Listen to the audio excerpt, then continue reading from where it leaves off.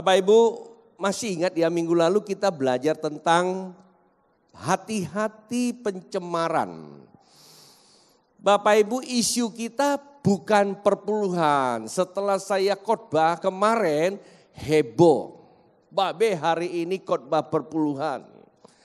Lalu yang menjadi persoalan hampir 8 ya 7 atau 8 video dikirim ke saya untuk saya dengar khotbah perpuluhan versi orang lain. Sebenarnya isu saya bukan perpuluhan. Isu saya adalah pencemaran. Jadi ingat. Jadi pencemaran belum selesai, kita baru melintasi satu gunung. Nah itu saja sudah ada turbulensinya. Nggak apa-apa sih, saya tahu bahwa itu respon. Ya, ada yang reaksi, ada yang merespon dengan baik. Ada yang mengatakan biar sajalah. Yang penting gua jalan dengan gua punya cara. Nggak apa-apa. Tujuan saya cuma menghantar Bapak Ibu untuk melihat. Ya kan? Tugasnya hamba Tuhan itu menghantar kita sampai ke pintu gerbang. Lalu dibukakan pintu, lihat. Loh di dalam itu ada begini. Semua itu unsurnya kebenaran. Saya dari beberapa hari bergumul dengan ini. Hari Jumat saya khotbah tidak bawa Alkitab. Saya minta maaf sama jemaat. Karena saya cuma bawa note atau bawa iPad saja. Jadi saya merasa bersalah sama Tuhan. Merasa bersalah juga sama jemaat. Dan pagi tadi waktu saya lagi jam 3 saya sudah terbangun. Saya sudah tune dengan sorga. Dan saya mendapatkan satu jawaban. Tuhan bilang sama saya begini, Alkitab tidak seluruh isinya itu firman. Saya kaget juga. Langsung saya angkat kaki. Perasaan saya waktu kita bikin perjanjian, kita angkat Alkitab. Letakkanlah Alkitab sebagai satu-satunya kebenaran. Saya bilang Tuhan, tahu saya ajaran teologi kami itu begitu. Tuhan bilang di dalamnya ada catatan, ada keterangan. Jadi yang benar bukan letakkan Alkitab sebagai kebenaran yang absolut. Tetapi letakkan firman Tuhan sebagai kebenaran yang absolut. Sebab ada juga kesaksian hamba Tuhan yang jatuh dalam dosa dicatat di Alkitab. Terus kita tiru lagi, waduh mateng tuh barang. Firman tidak ada salah. Firman adalah kebenaran adanya dan kebenaran yang memerdekakannya. Tuhan bela saya loh. Bukan berarti saya tidak abaikan bawa kitab, tetap bawa kitab. Lalu Tuhan ngomong sama saya, waktu pertama kali aku suruh Musa catat Alkitab, bukan di Alkitab firman saya, dicatat di iPad dia bilang, di tablet. Oh, cuma saya lagi pikir kalau tabletnya Tuhan waktu itu dipikul kemana-mana, gempor saya, ditulis di batu, setelah itu di kulit. Nah isu kita itu bukan Alkitabnya, isu kita adalah kebenarannya Bapak Ibu. Nah seringkali kita ini kebiasaan. Ya kebiasaan kalau melihat ada orang gak bawa kitab kurang rohani. Tapi sebaiknya memang kita ada di sebuah budaya ya hendaknya ya bawa kitab. Sama seperti waktu saya berbicara tentang perpuluhan langsung asumsi kita. Wih perpuluhan padahal itu salah satu lintasan. Salah satu gunung yang kita lintasi yang ada hubungan dengan pencemaran. Bapak Ibu itu saja saya kembalikan lagi. Nah isu kita itu adalah hati-hati pencemaran. Manakala terjadi pencemaran maka hidup kita ada bermasalah. Saya masih ingat Bapak Ibu, saudara yang kasih Tuhan. Beberapa tahun yang lalu saya sering melayani di satu pabrik. Yaitu penggalangan kapal ya, galang ya. Betul ya nggak salah ngomong ya. Penggalang kapal ya. Ya, jadi saya seringkali diminta datang ke sana untuk doa. Ketika kalau ada kapal yang sudah selesai dibuat. Karena dia bukan hanya untuk mereparasi tetapi juga reproduksi. Ya, bukan reproduksi, produksi. Kalau reproduksi itu hanya diperbaharui, tapi ini produksi yang baru. Satu hari dia selesai membuat sebuah kapal. Bagus kapalnya, saya ke sana. Waktu saya doakan bagus. Mesinnya baru diimport dari Malaysia, dari Singapura. Mesin bagus itu. Kapal itu begitu dipasang dan waktu starting awal namanya biasanya kalau yang namanya project itu ada namanya testing and commissioning. Itu biasanya ada tesnya. Waktu dites itu mesin dinyalakan itu gemetar tuh mesinnya sampai seluruh kapal gemetar. Bayangkan barang baru tapi gemetaran begitu kayak orang kena panas dingin dah ya. Kata orang Teochew Papua itu. Ya, panas dingin, demam kepialu. Ya, kalau di kampung dulu istilahnya begitu. Demam kepialu ya, enggak salah ngomong ya. Kepialu. Ini bahasanya agak lama tuh jarang ngomong jadi suka salah-salah ngomong gitu. Dan ditelepon saya, "Pak, tolong datang dong kok kapal saya ngamuk gitu, gemetar." Saya lihat emang agak aneh gitu. Biasanya kalau barang baru kan ada gas sunyi, ini kalau ditaruh gelas gitu. Akhirnya enggak bisa jalan. Enggak ada tenaga. Maju juga kagak ada tenaganya karena mesinnya gemetar begitu. Ya, coba dioperasi sana sini nggak ketemu, akhirnya panggil tenaga ahli dari Singapura. Bayangkan tenaga ahlinya itu hitungannya jam loh. Datang hanya untuk membereskan kapalnya. Ini kesaksian dia pernah saya rekam. Dan tidak ketemu juga. Sampai-sampai sudah mengambil sebuah keputusan untuk diganti mesinnya. Dan setelah kita berdoa di siang hari istirahat begini dia lagi merenung. Dia dalam hatinya dia berdoa, ya Tuhan sebenarnya apa yang sedang terjadi tentang mesin itu. Tiba-tiba twing terbuka dari sorga. Itulah orang yang punya hubungan dengan sorga. Terbuka, bongkar lagi mesinnya. Waktu dibongkar dia bukan semprot lagi dengan kompresor. Kalau kompresor itu disemprot nggak bersih. Pakai hair dryer. Dia ambil hair dryer karena ada panas. Waktu dibuka mesinnya itu kan gede-gede semua. Disemprotin dia punya bagian-bagian penting atau bagian apanya. Disemprotin semua. Mungkin karena saking lama disemprot kan panas. Panas itu ada pengeringan sehingga rupanya di sela-sela itu ada debu-debu yang tercampur dengan namanya solar. Nempel, disemprot enggak mau pergi. Tapi ketika dikeringkan itu bisa pergi. Kecil tuh debu gak kelihatan. Nyaris tidak kelihatan. Tapi yang kecil itu aja bisa buat mesinnya gemetar. Setelah dibersihkan dia pasang balik lagi. Dia starter. Sunyi. Tenaganya kembali lagi. Nah hanya benda kecil itu namanya partikel yang paling kecil itu debu. Bisa membuat mesin yang bisa menggerakkan kapal yang ratusan ton atau ribuan ton saya tidak tahu itu karena besar sekali ya. Agak mirip-mirip dengan kapal apa itu Ambulu atau ya Ambulu ya dulu ada nama Ambulu yang bisa muat 1.000 orang itu. Yang sebesar itu karena saya sama Gideon yang pergi itu. Besar sekali. Nah mesin yang sebesar itu saja bisa takluk dengan debu yang kecil. Tepuk kiri kanan. Debu apa yang nyangkut di hatimu? Itu kalau disemprot itu nggak bisa bersih. Perlu di hair dryer tau nggak? Perlu di hair dryer, dikeringin tuh ya. Nah pencemaran itu bahaya sekali Bapak Ibu. Setuju dengan saya nggak? Pencemaran itu bahaya sekali. Walaupun kecil bisa buat kita nggak punya tenaga. Mengapa ada begitu orang tidak mencapai kemaksimalan dalam hidupnya? Walaupun kelihatannya rohani sekali.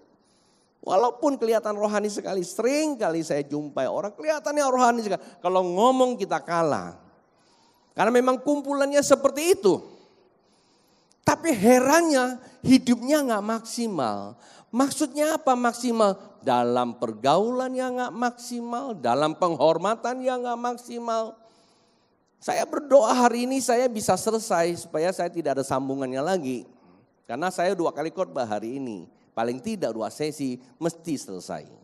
Dan saya bisa ganti yang lain karena saya sudah janji sama Bro Asang mau khotbah tentang mujizat pernikahan. Itu pintunya saya mau buka dulu, pestanya nanti di Kucing. Ya kan, buka pintunya dulu. Banyak orang pengen tahu apa sih dalamnya, ya saya mau bukain dulu lah biar Anda lihat. Tapi dalamnya nanti dulu, bayar katanya 4 juta 2 orang ya. Bukan bayar sama saya, juga bukan bayar sama Asang, bayar pada tempat tinggalmu sendiri sebenarnya. Kita ini cuman hanya kerja perlengkapi aja lah. Oke, kita lanjut. Pencemaran itu kemarin kita angkat satu topik, yaitu adalah keserakahan. Mengapa? Karena di Kolose dikatakan bahwa hendaklah kau jangan hidup seperti orang dunia. Tuhan mengingatkan kepada kita melalui Paulus jangan hidup seperti orang dunia. Kenapa? Karena kita memang orang yang hidup di dunia. Artinya kita punya potensi jatuh dalam dosa itu. Jangan kita berkata seperti ini, saya kan sudah lahir baru, saya sudah jadi anak Tuhan, enggak lagi kena seperti itu.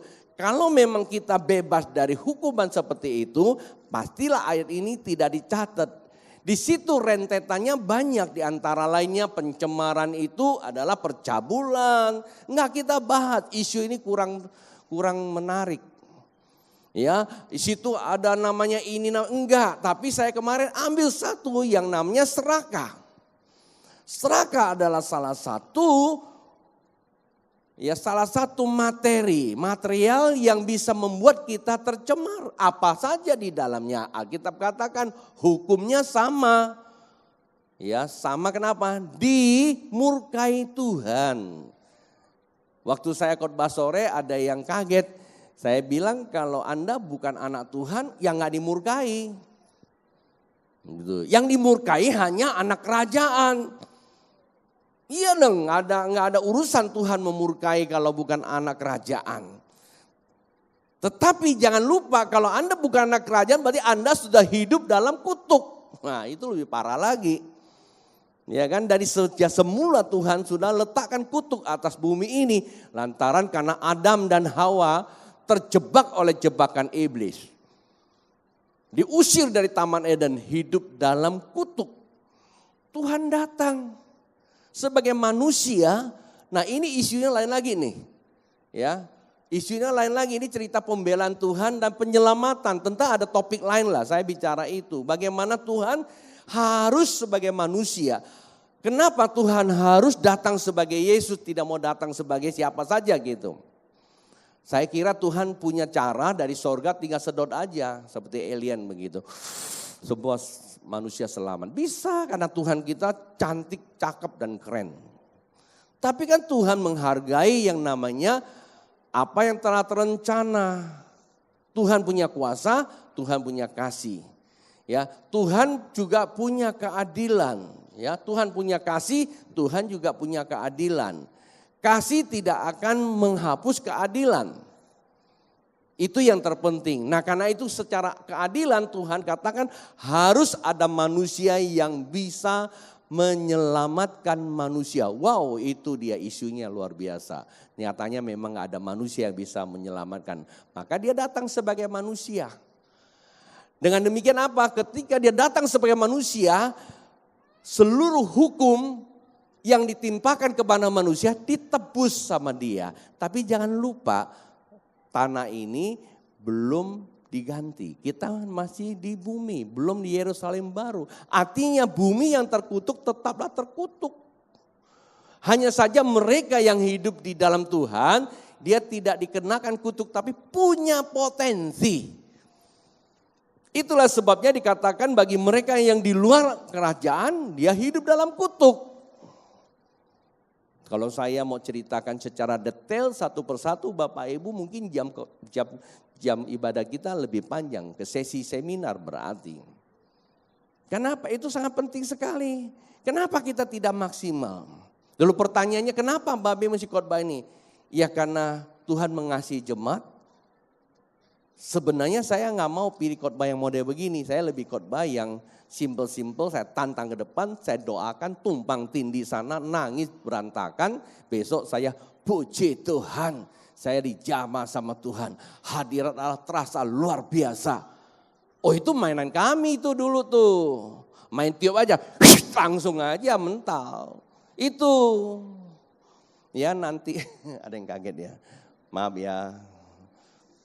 Ya nanti sore, nanti sesi ini ada yang seperti itu. Saya lebih suka yang seperti itu Bapak Ibu. Jujur aja, tipe kayak kami begini nih pengkhotbah yang mode-mode spontan gitu ya. Sporadis gitu, tumbuh tek, tek, tek, tek. Suka. Apa yang saya suka belum tentu Tuhan suka. Tuhan suka karena dia tahu ada jemaat yang membutuhkannya. Tapi kalau ditanya kamu butuh nggak? Enggak. Itulah namanya manusia. Dia nggak tahu apa yang diminta. Maka Tuhan katakan ampunilah karena mereka nggak tahu. Bayangkan aja Anda bagaimana mau mengetahui tentang saya. Diri sendiri aja nggak tahu. Yang tahu diri Anda cuma roh Anda. Yang tiap hari itu berseru kepada Tuhan. Tuhan kirim tuh. Bapak Ibu satu hari saya ditentang dengan teman-teman dari gereja lain atau persekutuan tahun 2000. Bukan dari tahun 92 saya ada di Pontianak. Dia bilang mengapa Bapak kesini ambil jemaat kami. Saya pikir-pikir kapan saya ambil jemaat orang ya. Tapi nyatanya memang di tempat kami banyak orang datang. Dia bilang Bapak curi domba. Mestinya saya tuntut Anda lagi ya. Dia mau tuntut kami. Curi domba. Kalau gitu kami tuntut lagi. Dombamu datang curi rumput kami nih. Ya toh? Saya lagi kasih makan anak saya, lu datang lagi gue bilang. Ada nggak usah lah, kita nggak usah ribut-ribut lah. Saya bilang saya kesini ini karena doa Anda loh. Anda kan setiap kali berdoa nih, Tuhan pulihkanlah kota Pontianak. Lah, bisa nggak Anda terima kami bagian dari doamu? Kami sedang melayani itu, ayo kita kerjasama. Sekali waktu saya disuruh khotbah pelepasan, ulang tahunnya gereja yang lumayan besar di kota ini, nggak usah sebut nama lah ya. Itu yang datang semua pakai toga, aku sendiri pakai jas gini. Dia tanya saya, Bapak nggak pakai toga? Dari dulu aku nggak pernah, saya bilang. Nggak boleh nggak pakai jas? Boleh lah, dia bilang. Ya aku cuma bilang, aku minta maaf sama bapak-bapak yang punya gereja-gereja di sini, jemaat-jemaat yang pernah sempat ke tempat kami. Ya saya pinjam, saya bilang. Pinjam buat apa? Buat penginjilan, karena kami datang penginjilan. Jadi saya butuh orang, jadi jemaat bapak-bapak datang saya pinjam buat nginjil juga. Setelah mereka dapat jiwa baru, yang lama-lama nggak ada lagi, nggak tahu kemana. Barangkali pulang, tapi dirawat baik-baik lah Pak, saya bilang. Mereka senyum-senyum, benar juga nih Bapak satu yang khotbah ini. Jadi sebenarnya ada banyak doa kita Tuhan jawab, tapi kita tolak. Nah waktu Anda lagi berseru tentang persoalan di dalam dirimu itu sudah ada jawaban Tuhan kasih. Tapi ketika ada pendeta bicara kita menolak. Nah itu dia. Itu juga termasuk pencemaran Bapak Ibu. Ya kan? Nah keserakahan itu apa yang saya ambil? Ya kemarin saya ambil contohnya perpuluhan. Kenapa saya pakai perpuluhan? Karena ada sangkutannya dengan uang. Sebenarnya begini, hukumnya begini Alkitab bilang. Kalau anak kerajaan selalu diajarin doanya selalu berlandaskan dengan apa? Kita Indonesia punya namanya Pancasila. Coba jajah Pancasila itu diubah-ubah. Dulu di pasar banyak orang suka plesetin Pancasila, bilang Pancasila. Gua bilang lu ketangkap lu. Orang Teochew bilang Pancasila sengaja ngomongnya salah, Pancasila itu. Pancasila itu. Maksudnya cepat-cepat mati. Gue bilang hati-hati loh. Nanti ditangkap sama Laksus. Zaman dulu Laksus. Memang agak mirip-mirip sih. Pancasila. Sebenarnya saya tahu apa maksudnya itu. Tapi sekarang ada yang plesetin yang lain lagi gitu. Ditangkap tuh loh. Itu adalah lambang, itu adalah sebuah ketetapan bangsa kita. Nah, seperti Alkitab katakan bahwa anak kerajaan kalau buka dalam kalimat doanya, namanya kalimat doa. Kalau kita ini kalimat ilahi, itu Bapa yang di sorga. Tuh, Bapa kita tuh di sorga, bukan di bumi. Maksudnya apa? dalam bahasa asli kata Bapa di sorga itu sumber kita itu dari sorga. Yang kudus itu maksudnya kita doa itu selalu berhubungan dengan sorga itu yang kudus. Bapak Ibu gak mungkinlah kita bisa mencapai ke sana kalau kita gak memiliki kekudusan. Kita saja bisa ngomong Bapak itu sumbernya di sorga, tanah yang kudus, dan ketika kita punya hubungan dengan Dia, apa yang terjadi? Kerajaan itu terjadi. Kerajaan ini bukan bicara soal tempat.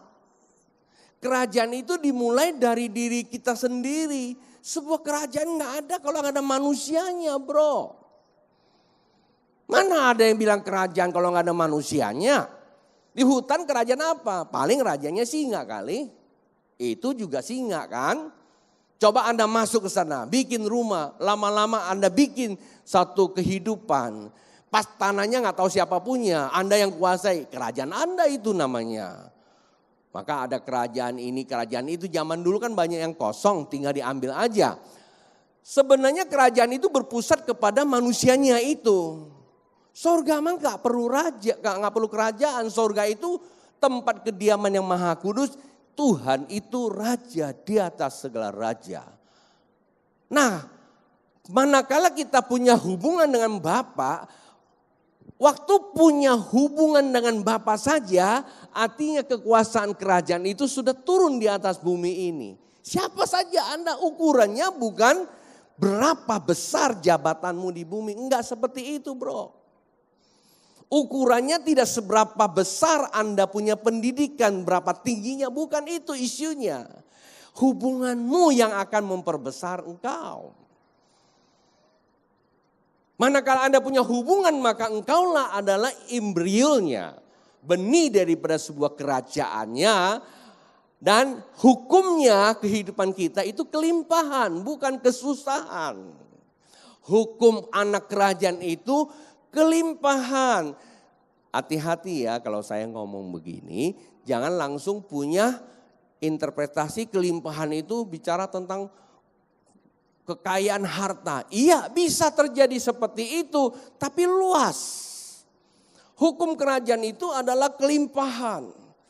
Nah, karena itulah Tuhan membuka kata doanya, berikan kami makanan yang cukup. Saya mau bertanya Bapak Ibu, jujur jawab. Setiap hari doa enggak?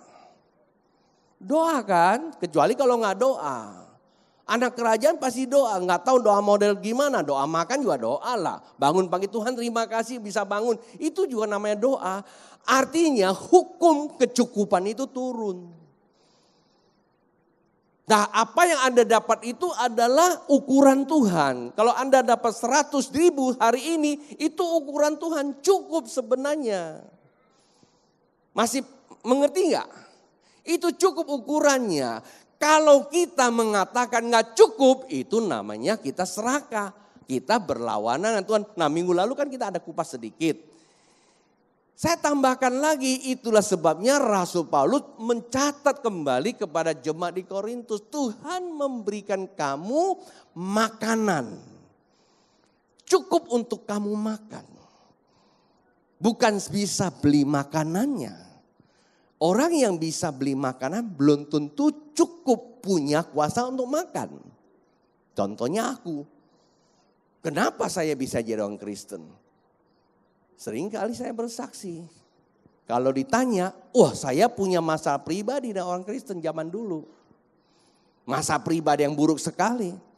Kalau bisa jadi orang Kristen, pertama bukan saja jadi Kristennya. Untuk mengatakan Kristen saja saya pergumulan berat banget. Kenapa? Punya sejarah buruk terhadap orang Kristen. Tapi kenapa bisa? Karena dulu saya punya uang beli udang, gak bisa makan udang tuh, bayangin aja. Saya bisa beli udang yang gede-gede. Kemarin abang saya baru datang dari Hong Kong. Gak ketemu saya karena handphone saya kembali ke Malaysia jadi gak ada connect, dia udah balik lagi.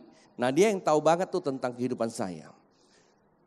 Jadi kita bisa beli apa saja tapi kita gak bisa nikmati. Sering kali saya katakan saya punya rumah enggaklah besar-besar banget. Enggaklah mewah-mewah banget lah. Ya. Tapi saya nggak bisa nikmati. Padahal Tuhan katakan apa? Kita harus hidup berkecukupan. Cukup bisa menikmati, bukan cukup bisa beli gitu loh. Nah, karena apa? Karena kalau kita ngalami sesuatu kita tidak bisa nikmati, berarti ada persoalan. Nah, waktu itu saya punya persoalan. Sampailah jawabannya dari Yesus, maka saya jadi orang Kristen. Jadi ukurannya itu, maka itu Tuhan katakan, ku berikan kamu makanan, ya, dan aku juga berikan kamu benih untuk ditabur. Tuh, Anda kalau baca 2 Korintus pasalnya ke-9, ayat yang ke-9 dan sampai 10 dikatakan, ku berikan kamu roti dan apa? Benih untuk ditabur. Jadi barang yang kita dapat 100.000 itu cukup untuk makan, cukup untuk ditabur. Itu kebenaran. Tapi kalau kita berpikir makan saja nggak cukup, apalagi tabur. Berarti apa? Kita telah keluar dari kebenaran. Itulah pencemaran. Paham ya Bapak Ibu ya? Nah, hal-hal ini sebenarnya sudah konkret dan lengkap dalam Alkitab. Kita nggak pernah mau baca secara berurutan dan diayomi, kita baca sesuai dengan kemauan kita. Maka Tuhan katakan, hendaklah engkau jangan seperti orang dunia. Artinya apa? Pikiran duniawi yang menguasai kita, hitung-hitungan. Nah, sebab itu Tuhan memberikan lagi ayat-ayatnya untuk mengingat pada kita. Dia katakan begini, belajarlah sama hamba yang tidak jujur. Hamba yang tidak jujur itu adalah Mamon. Karena Mamon itu gak jujur. Uang itu mana ada yang jujur. Uang di tangan kita banyak, tengah malam dia bisa suruh kita bangun. Ada kue tiaw baru buka katanya. Padahal kita baru cek kolesterolnya tinggi. Kue tiaw bilang gak apa-apa, baru 1 kali kok. Kata Mamon. Jujur gak? Padahal pagi-pagi dia yang bawa kita periksa ke dokter. Katanya kolesterol tinggi. Dia yang bawa loh. Kalau bukan Mamon kamu gak akan mungkin bisa periksa. Langsung masuk Balikpapan tuh. Ya kan? Karena orang yang punya Mamon itu bisa periksa ke sana sini. Ke Kucing, ke Peneng. Ya, bagus itu. Ya kan? Mamon bagus. Tapi sampai di Peneng tengah malam dia bilang di dekat pantai itu. Ada kepiting yang paling enak di Malaysia. Mau gak mau si Mamon suruh kita pergi juga. Makan juga itu. Kira-kira jujur gak dia? Enggak jujur. Tapi kata Tuhan harus belajar sama dia. Kita bukan belajar sama ketidakjujurannya. Kita bicara tentang sisi kebaikan dia. Karena Mamon di tangan kita, kita mesti taklukkan dia. Jangan dia naklukkan kita. Dia kalau naklukin kita dia cuma kata gak cukup, gak cukup, gak cukup. Kita berkata diam kau, cukup. Sebab firman Tuhan kata seberapapun cukup. Persoalan cukup bukan ukuran yang kelihatan. Persoalan cukup adalah hukum. Bisa dipaham Bapak Ibu? Ini penting sekali. Nah malakala kalau kita katakan diam kau cukup. Di situ kata manakala engkau setia pada para perkara kecil. Nah nanti akan terbuka itu perkara-perkara yang besar. Kita kan lebih suka setiap perkara besar. Kita yang suka belum tentu kita kerjakan. Iya B, kalau nanti aku sudah jadi pengusaha besar, saya kasih 1 hektar tanah buat gereja. Sering dengar yang gitu enggak? Siapa juga bisa ngomong. Nanti kalau saya sudah punya uang banyak saya belikan gereja apa bus yang banyak supaya jemaat semua nggak usah lagi parkir itu bikin repot. Kita jemput saja kita drop balik lagi. Wih mantap tuh. Tunggu nanti kalau udah punya uang banyak. Tuhan nggak suka yang seperti itu. Nah itu nanti nih sambungannya. Ada orang yang reaktif seperti siapa? Seperti Petrus. Tuhan tidak sekali-kali aku akan mengkhianati engkau. Kata Tuhan, Petrus, Sebelum ayam berkokok kamu sudah mulai. Tuhan tahu kita punya. Maka itu jangan banyak gombal. Tepuk kiri kan. Jangan banyak janji sama Tuhan. Ya, kita banyak janji sama Tuhan. Yang penting apa? Just do it. Lakukan yang ada pada kamu. Tuhan gak memuji itu yang bawa besar-besar. Bukan berarti gak boleh bawa besar ya. Tuhan muji, dia bilang wanita yang bawa uang leceh dipuji. Tuhan mau kamu mulai dari apa yang ada padamu. Nah kan udah mulai kan, turbulensia sudah mulai main tuh ya. Udah kita ngalami sedikit awan-awan itu kan, stuck sebentar. Tapi ini sehat loh. Ya, kita kejut dulu kita punya jantung supaya sehat. Bapak Ibu bisa dipaham gak seperti itu? Maka perlu setia. Jangan cuma hanya dengar Bapak Ibu kalau mau bertobat. Bongkar semuanya. Ada beberapa teman yang menyadari dia punya salah. Datang minta saya doakan supaya ada percepatan. Artinya Anda cepat-cepat beresin sama Tuhan punya. Saya doakan juga gak apa-apa. Karena tahun perdamaian banyak yang datang. Apakah ini cuma hanya sebagai isu, tapi saya juga tidak tahu. Nyatanya memang begitu banyak orang datang berdamai sama Tuhan melalui gereja. Salah persepsi terhadap gereja ini. Dia ngaku. Itu juga salah satu pencemaran. Nah sekarang kita masuk ke yang poin kedua. Poin kedua penting loh. Poin pertama kan pencemaran. Ya apa? Keserakahan. Poin kedua ini penting nih. Ya. Poin kedua kita baca di dalam Bilangan pasal yang ke-26 ayat 60 dan 62. 60-62, Bapak Ibu saya senang buat Anda yang suka mengikuti secara detail ya pagi sore. Pasti ada kasetnya Anda bisa beli. Minggu lalu kita sudah bahas lebih dalam loh. Ya, dan itu ada kasetnya. Satu poin itu 2 sesi. Ya. Nah mereka yang datang sore saya doain juga. Dan hari ini ada yang datang pagi tuh dengar dulu. Karena takutnya nanti sore saya nyambung gak di khotbah lagi. Memang saya tahu seperti itu. Saya juga mohon maaf. Ya teman saya sarankan ini khotbahnya nyambung-nyambung. Kasihan ya sama yang pagi ya. Ayo tugas kalian lah di PKS sharein aja lagi ya. Gak apa-apa yang penting Anda tangkap poin ini benarnya. Isu yang benar dulu. Jangan nangkapnya sepotong-potong lalu timbul kemarahan.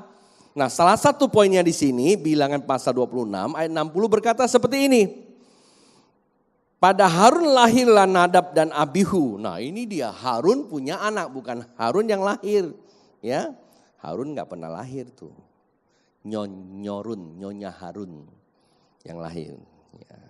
Eliasar dan Itamar. Ayat 60, tetapi Nadab dan Abihu mati ketika mereka mempersembahkan persembahan api yang asing ke hadapan Tuhan. Nah itu penting dong ya. Ayat 62, dan orang-orang yang dicatat dari mereka berjumlah 23.000 orang. Semuanya laki-laki yang berumur 1 bulan ke atas. Sebab mereka tidak dicatat bersama-sama dengan orang Israel. Karena mereka tidak diberikan milik pusaka di tengah-tengah orang Israel. Saudara yang saya mau angkat di sini berbicara tentang hubungan dengan api asing.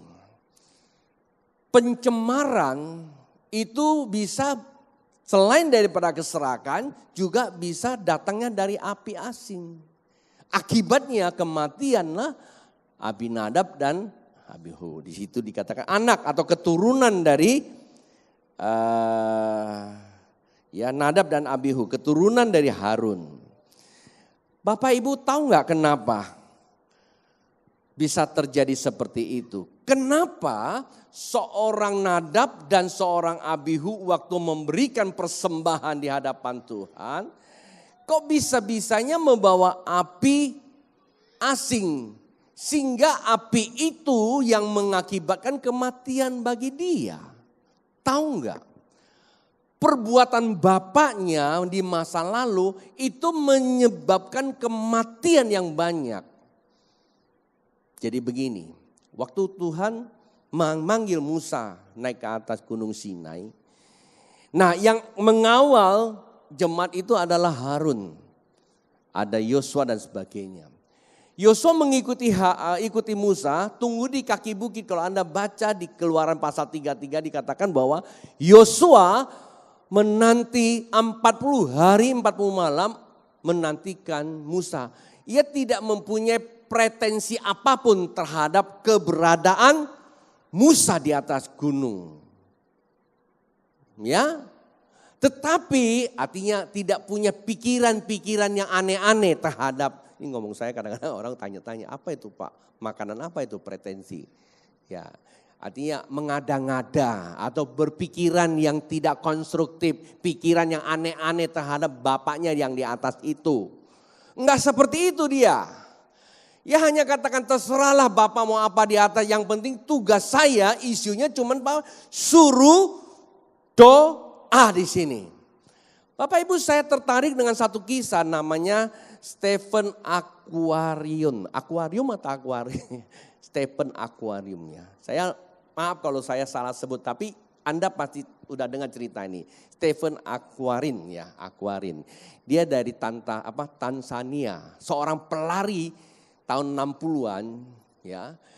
Waktu Olimpik yang ada di satu negara Eropa, diutus oleh negaranya, bukan negara besar. Negara Tanzania itu bukan negara besar. Untuk ikut lomba lari 400 meter. Ya, ini cerita seringkali disampaikan oleh orang-orang yang memberikan motivasi, memberi inspirasi. Nah, Stephen Aquarium ini begitu dapat perintah dari negaranya mewakilinya, ikut berlari. Pada saat itu mereka lari 400 meter. Ya, 400 meter itu bukan 40 kilo, maaf ya. 40 kilo itu tidak mungkin lari di lapangan. Aneh loh, kalau lari 40 kilo lapangan muter-muter kayak gangsing gitu. Teler. Tapi larinya kalau 40 kilo berarti di luar lapangan. Nah, di start ke berapa kilo Stephen Aquarium ini ya terjatuh kakinya lecet. Sehingga tidak mungkin menyelesaikan perlombaan. Di satu sisi fisiknya seperti itu, di sisi lain dia harus menjalankan perintah negaranya. Akhirnya dia buang sepatunya. Sepatunya dia buang, bukan dia buang, ditenteng. Nggak mungkin bisa pakai sepatu ya. Anda buka Google deh, saya memang nonton di sana kok ya. Ditenteng sepatunya, lalu bisa lari ya? Nggak bisa lari. Jadi jalan saja. Sampai sore semua sudah selesai pertandingan, perlombaan juara 1, 2, 3 dapat penghargaan, bendera dan nyanyian kenegaraannya sudah selesai, udah tutup mati lampu, wartawan udah pada mau pulang, baru muncul namanya Stephen Aquarium itu jalan. Bingung orang, ini bapak peserta, iya, loh kok baru sampai, iya. Tahukah Anda, waktu ditanya wartawan, loh ngapain bapak masih paksakan diri? Dia bilang begini, utusan dari negara saya bukan soal juaranya, perlombaannya. Kalau perlombaannya 40 kilo, saya selesaikan 40 kilo. Persoalan juara tidak juara bukan persoalannya, tetapi saya selesaikan. Tahukah Anda, setiap kali ada perlombaan olimpiade sekarang ini, nama Stephen Aquarium itu menjadi ikonnya. Disitulah letaknya kesetiaan seseorang.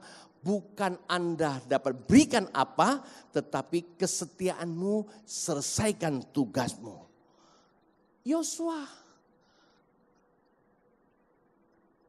Kalau Musa, kalau Harun itu sudah bisa bikin pesta penyembahan.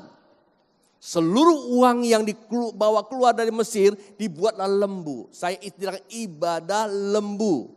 Bapak dalam ibadah, maaf ya kalau Anda dengar khotbah saya. Jangan, saya mohon lagi, saya mohon. Jangan Anda coba angkat khotbah saya lalu dibandingkan dengan peristiwa yang sedang terjadi. Itu kurang fair. Saya tidak punya maksud ke sana. Di dalam ibadah menurut teologi yang saya pelajari itu ada dua. Namanya ibadah idealis dan materialis. Pertanyaannya kita ada yang mana? Yang idealis itu berhubungan dengan hal-hal yang langsung terjadi pekerjaan roh. Tapi kalau yang materialis itu adalah sesuatu yang dibuat-buat sampai kelihatannya megah sekali. Nah itu dua orang. Kalau Yosua ibadahnya idealis. Apa yang diperintahkan itu yang dikerjakan walaupun kurang populer buat teman-teman. Beda dengan Harun.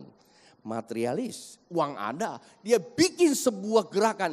Seluruh jemaah Israel gabung di sana. Mateng deh. Kalau aku jadi pendeta Yosua, mungkin aku minta ngundurkan diri. Kalah sama dia kan. Tapi Anda apa yang terjadi? Hasil akhirnya anak dan keturunannya, generasi pertama, generasi yang kedua, dan generasi yang berikut. Itu ngalami apa? Nasib. Itulah sebabnya Bapak Ibu pembapaan itu sangat penting. Pembapaan yang benar selalu mendorong orang itu berjalan sama Tuhan. Kalau saya cerita tentang Ahok lagi, Anda gak enak dengerinnya. Ya kok Ahok mulu, tapi ya gak bisa ngomong. Ini yang ngomong Deddy Capuce. Dalam sebuah acara hitam putih, Deddy Capuce ya. Ya, kalau saya ngomong ampuni saya. Saya sempat nonton di hitam putih dan dia berkisah tentang Ahok. Siapa yang dipanggil? Keluarganya. Salah satu yang buat saya tertarik itu kalau Ahok. Ini kok Ahok isunya. Dia gak akan pergi ke kantor sebelum dia telepon orang tuanya. Dia tanya, papa, mama, papanya sudah gak ada, mamanya. Udah makan belum? Semalam bisa tidur enggak? Bagaimana keadaan baik-baik? Baru dia bisa bekerja dengan baik. Dia tanya kenapa kok gitu? Saya gak bisa buat apa-apa jikalau saya tidak pastikan orang tua saya itu keadaan baik. Itulah pembapaan. Itulah namanya keluarga. Siapa yang menelurkan? Siapa yang menelurkan lagi? Siapa yang meneladani? Itu bapaknya. Dan terlalu banyak kisah. Dan hasil akhirnya apa? Bapaknya enggak ada. Terus si Dedi bilang, sayang ya bapaknya udah dipanggil Tuhan duluan. Iya, tapi paling tidak dunia bisa menyaksikan pesan bapaknya. Waktu dia mau kabur ke Kanada, dia sudah anggap Indonesia bukan tempat dia. Tapi kata bapaknya, Hok, tempatmu bukan di Kanada.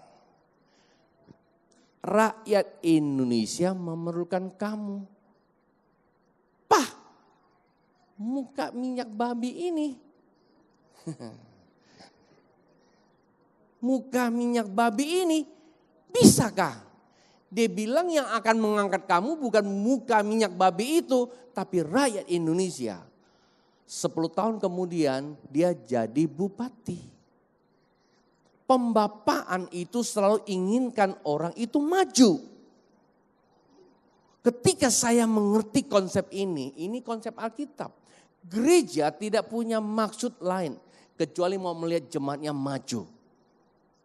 Untuk siapa? Untuk dunia. Karena dunia butuh gereja. Itulah sebabnya gereja ada di tengah dunia.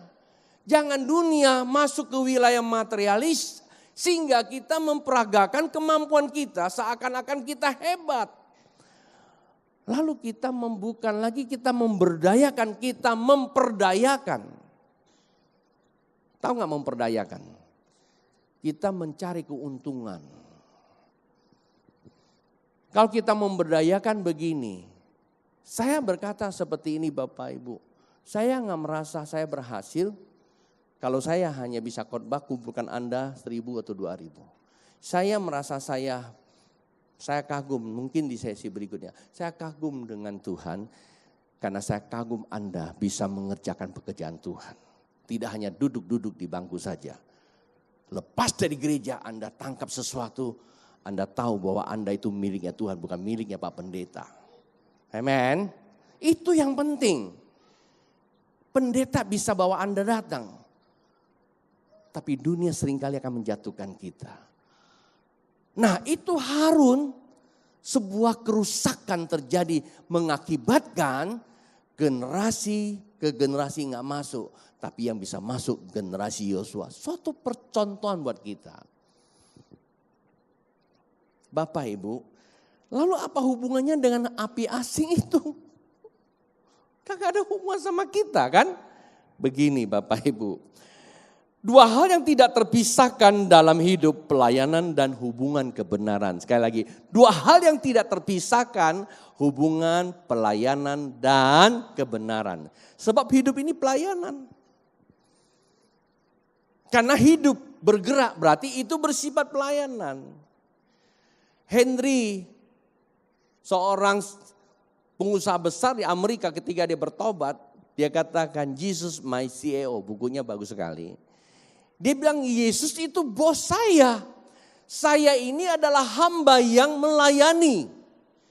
Walaupun dia punya perusahaan banyak, dia katakan aku bekerja karena aku melayani. Bapak Ibu, dengan apa kita melayani? Kalau kita melayani tidak punya hubungan dengan kebenaran, pelayanan kita berarti apa? Pelayanan yang menyesatkan. Dalam bentuk apa saja. Anda punya usaha, itu melayani. Kalimat saya pilih kalimat yang bisa Anda cerna. Tapi jangan cepat-cepat tafsirkan negatif. Hidup kita dalam bentuk apa saja. Hubungan suami istri mungkin nanti di Malaysia lebih banyak kita bicara. Hubungan orang tua dan anak. Tapi hubungan sosial. Hubungan dengan ekonomi. Itu sifatnya kita melayani. Manakala hidup kita tidak punya dasar kebenaran, hubungan kita itu cenderung menyesatkan. Dampaknya apa? Dampaknya nanti begitu penyesatan itu menuai, dia akan balik merugikan kita. Paham gak sampai di sini Bapak Ibu? Mengapa saya bisa berkata seperti itu? Kita kembali berakhitab. Saya berdoa sama Tuhan. Tuhan saya mau khotbah. Tapi saya mau khotbah dasar kebenaran-Mu yang hakiki. Ya saya punya Bapak yang akan selalu memantau khotbah saya. Tapi saya juga punya tim yang juga punya teologi loh. Saya punya anak saya sekolahkan. Wah setelah saya sekolah rupanya dia lebih tajam lagi. Sedikit salah-salah ngomong pulang habis dia kuliah saya. Papa nggak boleh begini. Waduh, mateng nggak tahu kau tak boleh sekolah teologi aja, lebih baik sekolah komputer. Ya. Tapi saya justru didewasakan. Banyak hal yang saya anggap begini kebenaran tidak bisa seperti itu. Pak, tanya mamanya. Selesai saya khotbah di rumah diskusi dulu. Maka saya anggap setiap kali saya khotbah bahan itu sudah clear. Kalau enggak urusan saya di rumah bikin seminar lagi tuh. Saya senang dengan orang-orang seperti itu. Dia jalankan apa yang dia dapatkan. Jadi saya berdoa, Tuhan kasih tahu sama saya, bicara mulai dari sini dulu Ton. Kejadian pasal 2, masih ada 10 menit ya Bapak Ibu, tenang aja dulu. Kita masih lagi terbang. Capek enggak? Masih oke enggak Bapak Ibu? Oke ya, jangan diam-diam. Saya pikir nanti diam-diam, nanti apakah Anda sudah selesai terus tidur atau gimana ya. Kalau saya ngomong Anda ngerti, amin supaya saya tahu, saya pastikan Anda tuh gak ketiduran gitu loh. Kejadian pasal 2 Bapak Ibu, ya ayat 5 berkata seperti ini, saya mulai dari sini loh. Mengapa pelayanan dan hubungan itu penting, di sini letaknya. Kejadian pasal 2 ayat 5 dan 7 berkata, belum ada semak apapun di bumi ini, belum timbul tumbuh-tumbuhan apapun di padang. Sebab Tuhan Allah belum menurunkan hujan ke bumi. Dan belum ada orang untuk mengusahakan tanah itu. Tetapi ada kabut naik ke atas dari bumi. Dan membasahi seluruh permukaan bumi itu. Ketika itulah Tuhan Allah membentuk manusia itu dari debu tanah. Dan menghembuskan nafas hidup ke dalam hidungnya. Demikianlah manusia itu menjadi makhluk yang hidup. Kalau Bapak Ibu baca di ayat berikutnya, di ayat 15 dikatakan bahwa manusia itu akhirnya menjadi pengusaha. Oke, itu kita taruh dulu. Saya bicara ini dulu. Alkitab katakan belum ada yang mengusahakan apapun di bumi ini. Maka Tuhan mulai membentuk manusia dari debu dan tanah. Manusia itu dari debu dan tanah, ya, untuk apa? Untuk pada satu masa dia akan menerima mandat dari Tuhan untuk mengusahakan bumi ini. Nah, mandat itu diberikan dari mana? Dia katakan apa? Tuhan menghembuskan nafas yang hidup. Dan selanjutnya itulah menjadi apa? Makhluk yang hidup. Bapak Ibu tahu nggak waktu Tuhan memberikan nafas? Saya diberkati sekali dari sharing saya dengan beberapa hamba Tuhan. Saya cari mereka yang ngerti teologi dan memang punya dasar teologi dan bahasa asing. Kata nafas dalam bahasa aslinya itu nefes. Apa itu? Kita kayak kita sedot oksigen. 1, 2, 3, 4, 5, 6, 7, 8, 9, 10. 1, 2, 3, 4, baik. Begitu, bukan. Nafas yang dimaksud sini, nafas itu adalah jiwa. Bahasa asli Ibrani, kata nafas itu jiwa. Nah, disitulah dikatakan jiwa. Kalau bahasa Indonesia dalam terjemahan biasanya bilang nyawa. Di situ ada kehidupan. Kenapa? Begitu Tuhan menghembuskan nafas, di situ ada namanya ruah. Kehidupan itu namanya ruah. Itu ada roh manusia, ada jiwa dan ada roh. Satu paket. Waktu Tuhan menghembuskan nafas, itu berarti jiwa, ada pikiran, ada perasaan, ada keinginan, dan ada roh. Bapak Ibu perhatikan baik-baik. Gunanya apa itu jiwa, pikiran, perasaan, kehendak? Gunanya mengusahakan lahan ini, usahakan bumi ini. Artinya apa? Layanilah bumi ini. Karena kamu hidup, kamu perlu kelola bumi ini. Dengan apa? Dengan pikiranmu, dengan perasaanmu, dengan kerinduanmu. Dan kata usaha dalam bahasa aslinya itu namanya abad.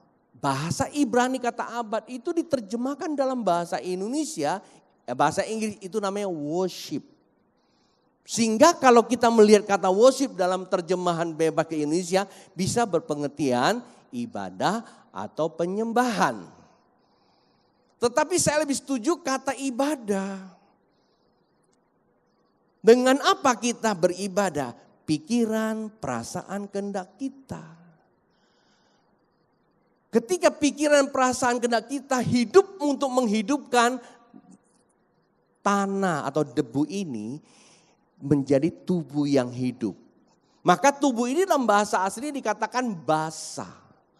Air kali ya, karena basah. Bahasa Ibrani itu basah. Bahasa yang ada nyawanya dan ada rohnya, maka itu menjadi manusia, makhluk yang hidup. Dikendalikan oleh otak, itu rajanya. Pikiran, perasaan, dan itu raja yang pertama di bumi ini adalah otak manusia. Supaya tubuh ini bisa bekerja mengusahakan bumi ini, di dalamnya masih ingat ya ada 3 bagian tubuh kita. Rasa, kebutuhan, dan SDM. SDM itu ada self divine mechanism. Itu SDM. Tubuh kita ada namanya sistem otomat atau namanya muscle memory. Memori tubuh kita yang terkadang bergerak secara otomatis. Nah itu dikendalikan oleh pikiran perasaan kita. Tapi terkadang gerakan kita ini akan jadi negatif, tidak menghasilkan dan tidak maksimal. Manakala roh di dalam kita tidak punya hubungan dengan yang di atas. Roh manusia itu adalah imam. Anda baca di kitab Perjanjian Lama. Setiap kerajaan selalu berhubungan dengan imam. Jadi apa maksudnya? Kata abad itu adalah ibadah. Pikiran perasaan Anda dan saya, pikiran perasaan dan keinginan yang Anda gerakan tubuh ini, kalau rohmu punya hubungan ke atas, apapun yang Anda kerjakan itu merupakan apa? Sebuah ibadah yang sejati bagi Dia, kemuliaan bagi Tuhan kita. Tapi kalau roh kita tidak punya hubungan dengan kebenaran, maka pikiran perasaan kita itu adalah sebuah atau apa? Satu pretensi, suatu keinginan dari diri sendiri kita lakukan, maka apapun yang kita buat merupakan kekejian bagi Dia. Itulah api yang asing. Paham gak? Contoh, tabuk orang boleh gak? Boleh saja kalau Tuhan yang suruh. Maka itu kalau mau nabuk orang, pikirannya kan kesel nih. Enggak aku gak pernah nabuk orang. Tapi nabuk dengan mulut lebih sakit daripada tabuk dan tangan loh. Ya Pak ya. Tabuk dan mulut itu lebih sakit. Kalau tabuk dan tangan selesai dengan tangan aja tuh. Pikirin kesel. Perasaan apa? Jengkel. Lalu apa? Kini apa? Buat tendang aja dia. Maka jangan tendang dulu. Tanya sama imam. Ada komunikasi di dalam dirimu. Imam itu kan hubungan dengan kebenaran. Makanya ada bilang hati nurani di dalam roh manusia itu. Masih ingat gak? Sifat dasar roh itu ada 3 loh. Apa itu? Mungkin khotbah-khotbah terus berapa minggu ini lupain kan matang lagi nanti. Dalam roh ada 3 prinsip dasar. Pertama apa? Relationship. Kalau kita hubungan satu sama lain enak, roh kita pun enak. Karena roh kita itu penurut loh. Ikuti jiwa kita. Kalau tubuh kita ngomong sama lain, kita datang. Kemarin saya diberkati sama Brother Pauliang. Tujuan saya ibadah kan cari juga fellowship, betul. Ya, maka datang ke warung kopi sana belakang. Kita ngobrol-ngobrol. Itu fellowship roh kita pengen. Di dalam itu roh kita juga punya apa? Selain relationship apa? Intuisi. Dia bisa menerima hal-hal yang sorgawi. Di samping itu roh kita juga punya apa? Punya cahaya namanya nur. Nah ketika kita tanya ke hati kita, dia gak menyesatkan. Dia akan berkata, tonjok saja. Lu tonjok aja deh gak salah. Kenapa saya ngomong begitu? Ada gak sih ajaran seperti itu? Ya ini bukan pengajaran ya, pengalaman Smith itu. Pernah dia nonjok orang sakit. Orang bilang, gila ini pendeta nonjok orang. Dia bilang, Tuhan yang suruh, udah kita gak usah berdebat. Karena dia bilang Tuhan terima aja. Kalau dia salah, dia yang berurusan sama Tuhan. Ngapain? Masalahnya saya pernah kena. Mereka usir setan gak mau keluar-keluar. Anak-anak disuruh usir gak mau keluar 1 hari, mereka ajak saya. Itu setan gak mau keluar. Setan mana gak keluar? Setan itu jangan lagi ditengking saya bilang. Kepikir saja dia mau ganggu udah harus hancur saya bilang. Udah saya bilang kita bawa mana orangnya. Saya kurung di gereja kayak begini. Kurung aja di dalam. Saya bawa beberapa orang. Kita usir setan. Saya kunci pintunya. Saya kunci saya kantongin. Saya bilang saya mau tahu siapa yang keluar duluan. Karena teman-teman gak bisa keluar kan. Sudah saya kunci kan. Udah semua tengking. Termasuk Gideon juga waktu itu. Tengking sana sini. Itu mungkin berapa lama. Muter-muter itu setan gak mau keluar. Saya pikir ngapain nih setan kalau gak mau keluar. Saya gak ikut tengking. Ngapain dia tengking capek lagi. Saya lagi duduk Tuhan bilang, kasih strum aja, lu bayangin aja. Suruh saya nyetrum, mati tuh barang. Tapi karena saya dengan begitu saya teriak, ambil kabel, ngapain Pak? Kasih strum. Waduh, begitu saya suruh ambil kabel, salah satu tim saya lari ke kamar sana, nggak dapat kabel. Yang ada kabelnya ada sodelannya, nggak apa-apa saya bilang, bawa sini aja. Waktu saya teriak kabel, langsung dia menjerit. Jangan, saya bilang kena nih barang ini. Ya kan, tarik kabel, colok listrik, saya pegang dalam nama Yesus, ini Tuhan yang suruh. Saya tempelin dia, langsung dia mencak-mencak. Saya saking emosi, ini belum punya pengalaman sih sebenarnya. Ini yang namanya kabel baru kali pertama, ya kan, pakai solder, saya timpa lagi yang kedua kali, langsung, ya saya nggak puas, saya hajar lagi yang ketiga kalinya, bunyi pula dia. Bunyinya tuh solder udah panas, langsung lepuh tuh. Sebenarnya yang ketiga kali nggak perlu itu, cuma saking emosinya saya. Lepas itu setan pergi. Lalu kita layani heboh Pontianak yang pendeta nggak punya hati Bapak. Ya sudah, ngerti nggak maksud saya? Dan jangan jadikan itu sebuah prinsip pelayanan tiap hari bawa sodelan lagi. Wah bingung lagi. Begitu ada yang kerasukan Anda bawa sodelan, kabur duluan setan itu. Nggak usah ya. Terlalu banyak pengalaman, tapi bisa. Maka itu yang terpenting otak ini, pikiran perasaan itu harus selalu bertanya sama siapa? Sama roh dulu. Roh apa yang kita kerjakan? Kalau roh bilang begini kita kerjakan. Kalau nanti ada yang tidak setuju, biarkan saja, nggak usah berdebat. Kita bertanggung jawab sama Tuhan. Kalau salah ya bertobat. Ya, tapi kalau suruh ceraikan istri nggak ada lah. Nggak usah nanya Tuhan lagi. Nah, ini bukan istrimu, ceraikan saja. Kawin lagi istri yang baru, ini cocok buat kamu. Nggak ada.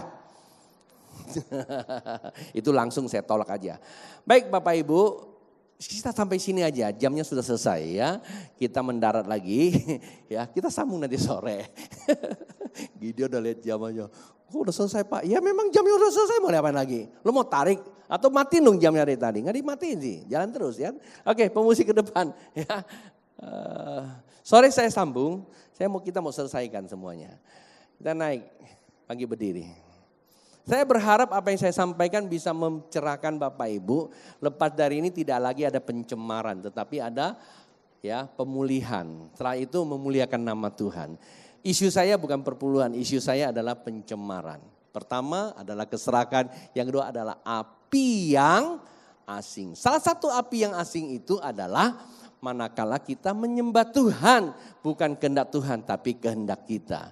Nah nanti kita akan teruskan lagi apa-apa saja sih, banyak sekali Bapak Ibu. Jangan-jangan malah kita seringkali lakukannya.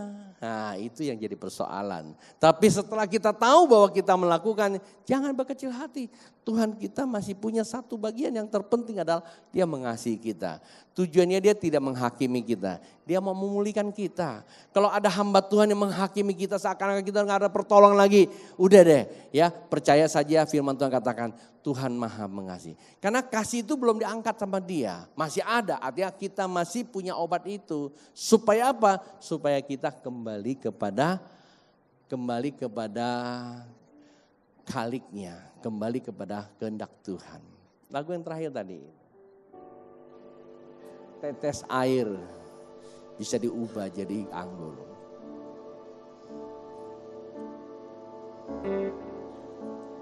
Setetes air Tuhan, Engkau ubahkan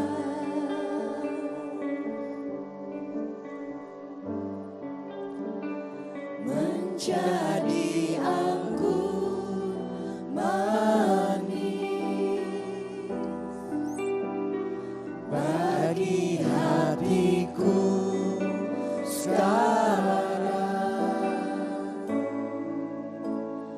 hati yang gersang Bapa, Engkau sirami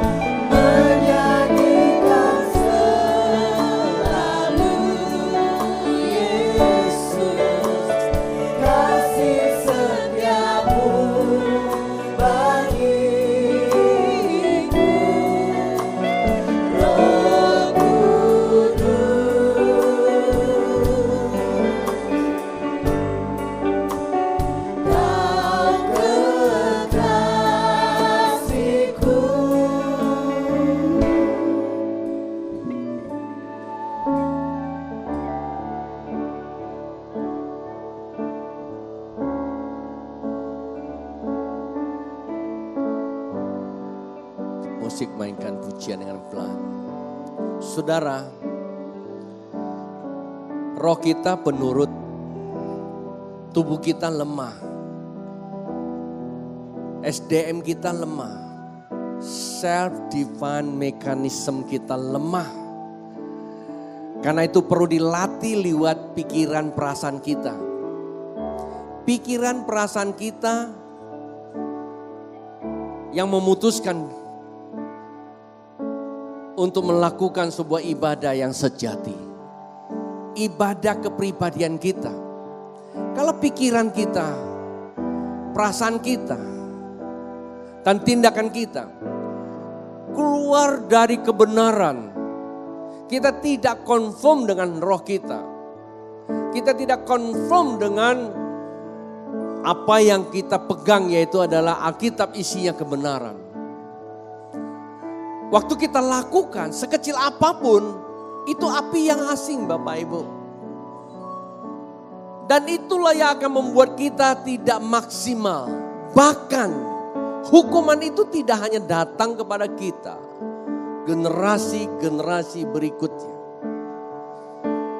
Sejarah mencatat dalam Alkitab, final and binding, tak terbantahkan. Sampai hari ini dalam perbendaharaan atau perpustakaan, ensiklopedia Israel mencatat bahwa masa keluaran dari Mesir sampai ke tanah perjanjian menyisakan hanya satu suku, yaitu suku Yehuda sampai dengan hari ini. Kalau Anda ke Israel, suku yang lain ada tapi sedikit. Tapi suku Yehuda, itulah yang mendominasi Israel hari ini. Mengapa? Karena ia melakukan langkah hidupnya bagaikan ibadah. Dasarnya apa? Karena Tuhan memanggil Musa keluar untuk menyelenggarakan ibadah yang berkenan. Musa keluar. Tujuannya memang tanah perjanjian. Tetapi didasari untuk menyelenggarakan ibadah di Gunung Sinai.